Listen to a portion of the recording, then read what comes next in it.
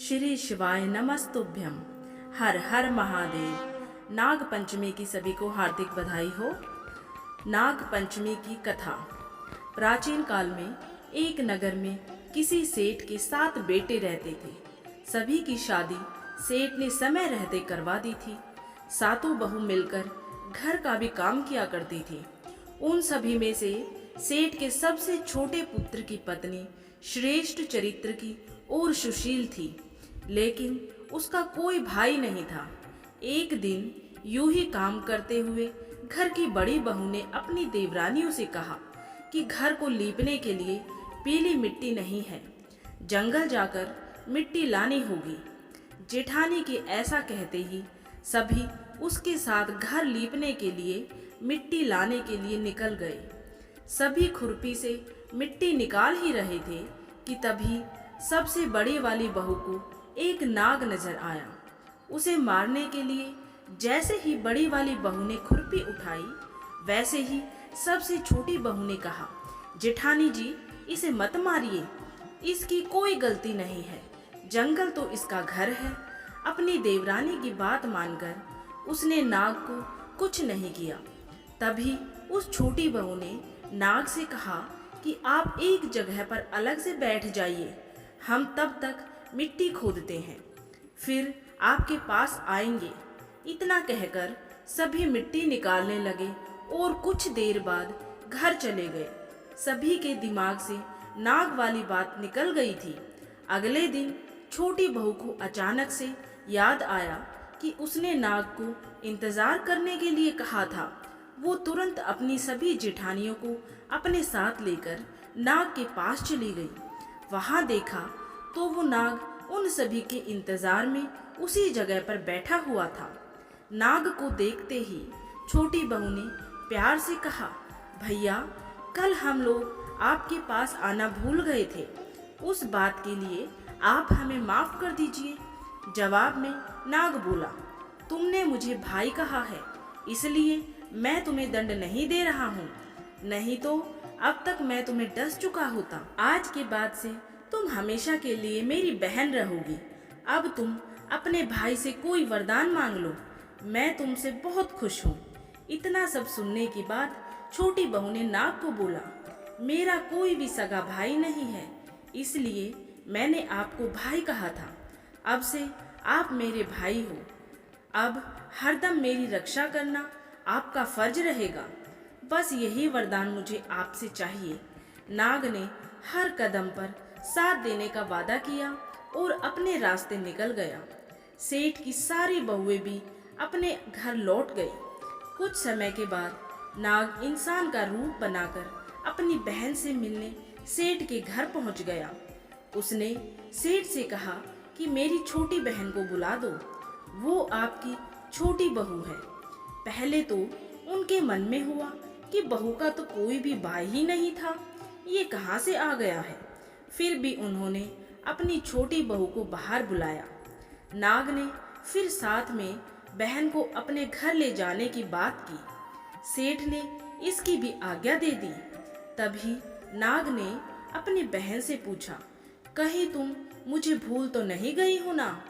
जवाब में बहन बोली, नहीं भैया, मैं आपको बिल्कुल नहीं भूली हूँ। फिर नाग ने कहा, मैं तुम्हें अपने घर लेकर जा रहा हूँ, तुम मेरी पूंछ पकड़कर चलती रहना पीछे पीछे। उसकी बहन ने वैसा ही किया।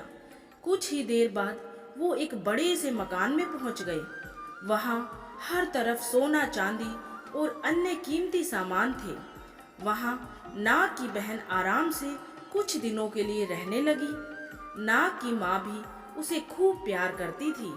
एक दिन नाग की माँ ने छोटी बहू को यानी कि नाग की बहन को अपने भाई के लिए दूध लेकर जाने के लिए कहा। छोटी बहू ने दूध को गर्म किया और भाई को पीने के लिए दे दिया। अब गर्म दूध पीते ही नाग का पूरा मुंह जलने लगा। ये सब देखकर नाग की माँ को खूब गुस्सा आया। नाग ने किसी तरह से अपनी माँ के गुस्से को शांत किया और बताया कि उसकी बहन को नहीं पता था कि मैं गर्म दूध नहीं पी सकता हूँ। अब नाग के परिवार के साथ कुछ समय बिताने के बाद सेठ की छोटी बहू अपने घर जाने लगी। नाग ने अपनी बहन को खूब सारी दौलत और आभूषण देकर विदा किया। बहू के साथ घर में इतना सारा धन आते देखकर सेठ और उसकी जेठानियां हैरान हो गई। एक दिन नाग की बहन को घर की बड़ी बहू ने कहा कि तुम अपने भाई से और सोना चांदी लेके आओ, उसके पास तो बहुत सारा पैसा है, वो तुम्हें मना नहीं करेगा।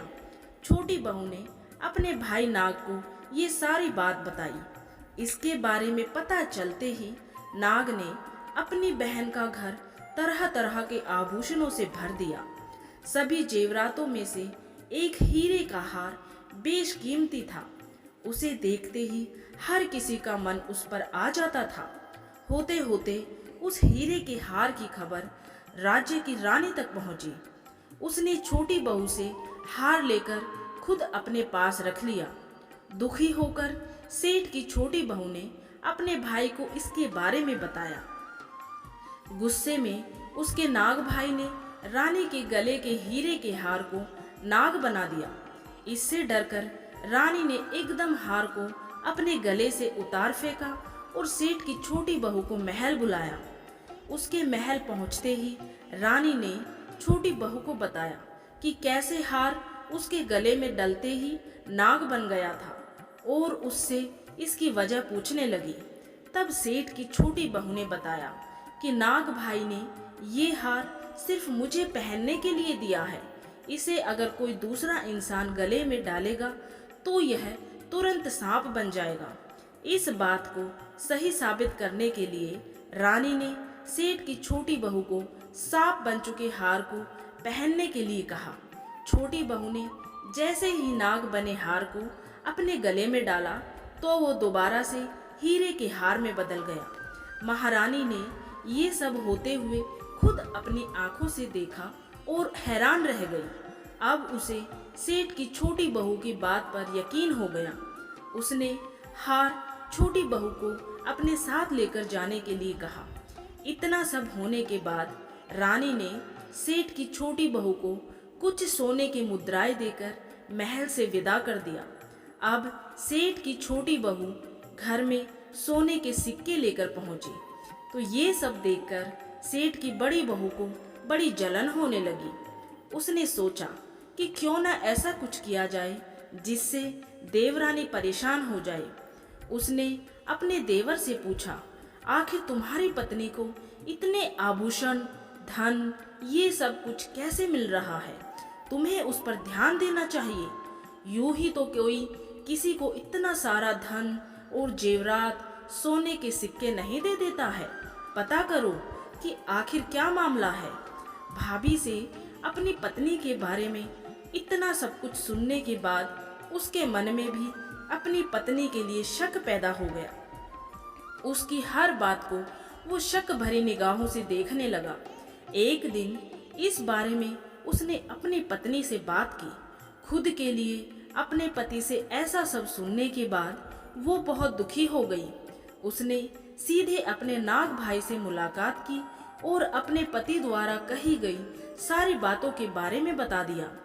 अपनी दुखी बहन को देखकर नाग को भी बहुत गुस्सा आया। सीधे वो अपनी बहन के पति से मिला और बोला कि अपनी बहन को जेवरात और दूसरे तोहफे मैंने दिए हैं।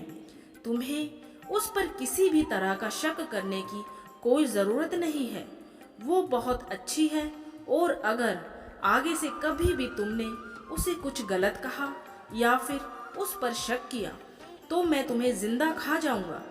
नाग से ये सब सुनने के बाद सेठ के बेटे ने उससे माफ़ी मांगी और कहा कि आज के बाद से मैं ऐसी बातें बिल्कुल भी नहीं करूंगा।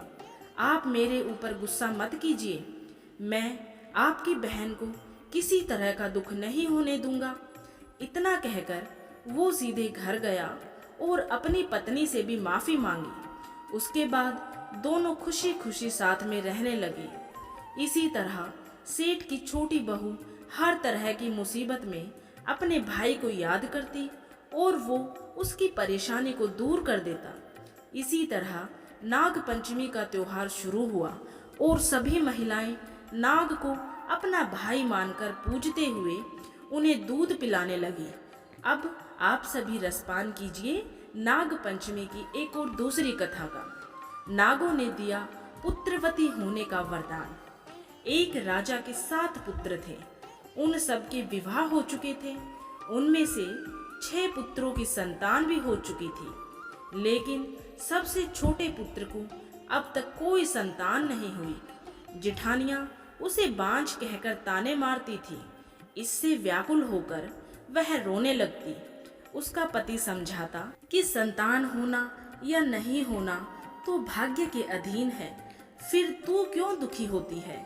दुनिया जो भी बोलती है बोलने दो, मैं कभी तुझे कुछ नहीं कहूँगा। एक दिन नाग पंचमी आ गई।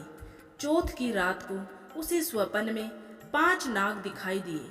उनमें से एक ने कहा, अरे पुत्री, कल नाग पंचमी है, तू अगर हमारा पूजन करे तो तुझे पुत्र रत्न की प्राप्ति हो सकती है। अब ये बात सुनकर वह उठ बैठी और पति को जगाकर स्वप्न का हाल सुनाया। तब उसके पति ने कहा, ठीक है, तुम नाग पंचमी की पूजा संपन्न करो। 5 नाग दिखाई दिए हैं तो 5 की आकृति बनाकर उनका पूजन कर देना। नाग लोग ठंडा भोजन ग्रहण करते हैं, इसलिए उन्हें कच्चे दूध से प्रसन्न करना। दूसरे दिन उसने ठीक वैसा ही किया। नागों के पूजन से उसे 9 मास के बाद सुंदर पुत्र की प्राप्ति हुई। तब से ही नाग पंचमी की पूजा प्रारंभ हो गई। अब नाग पंचमी की तीसरी कथा सुनिए। नागों ने दिया किसान दंपत्ति को जीवन का वरदान। एक राज्य में किसान परिवार रहता था। उसके 2 पुत्र और 1 पुत्री थी। एक दिन हल जोतते समय हल से नाग के 3 बच्चे कुचलकर मर गए। नागिन पहले तो विलाप करती रही, फिर उसने अपनी संतान के हत्यारे से बदला लेने का संकल्प किया।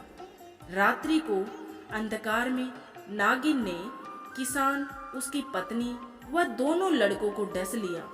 अगले दिन प्रातः किसान की पुत्री को डसने के उद्देश्य से नागिन फिर चली तो किसान कन्या ने उसके सामने दूध का भरा कटोरा रख दिया। हाथ जोड़ क्षमा मांगने लगी। नागिन ने प्रसन्न होकर उसके माता पिता और दोनों भाइयों को पुनः जीवित कर दिया। उस दिन श्रावण शुक्ल पक्ष की पंचमी तिथि थी। तब से ही नागों के कोप से बचने के लिए इस दिन नाग पंचमी की पूजा की जाती है। सेवा और सद्भावना से न केवल हमें आशीर्वाद मिलता है, बल्कि हमारे जीवन में सकारात्मक परिवर्तन भी आते हैं। नाग पंचमी का पर्व हमें प्रकृति और जीव जंतुओं के प्रति सम्मान और श्रद्धा की भावना विकसित करने की प्रेरणा देता है। धार्मिक मान्यताओं के अनुसार नाग पंचमी के दिन अथवा सावन मास में धरती खोदने का कार्य नहीं किया जाता, क्योंकि सावन मास में ही सांप बच्चे देते हैं। भूमि में नाग देवताओं का घर होता है। भूमि खोदने से नागों को चोट पहुंचने की संभावनाएं अधिक होती है। नाग पंचमी की कथा हमें यही बताती है कि सच्चे मन से की गई पूजा और भक्ति का फल अवश्य मिलता है। कोई भी अपराध अथवा पाप ही क्यों न हो, सच्चे मन से अगर प्रायश्चित करने पर पाप फल से मुक्ति अवश्य मिलती है। तो बोलिए नाग देवता की जय। इस प्रकार से नाग पंचमी की कथा संपूर्ण हुई। अगर आप सभी को नाग पंचमी की कथा अगर पसंद आई है तो इस वीडियो को ज़्यादा से ज़्यादा लाइक करें और दूसरों को भी शेयर करें। और अगर आपने अभी तक चैनल को सब्सक्राइब नहीं किया है तो ऐसी ही धार्मिक कथाएं सुनने के लिए चैनल को सब्सक्राइब जरूर कर ले। हर हर महादेव।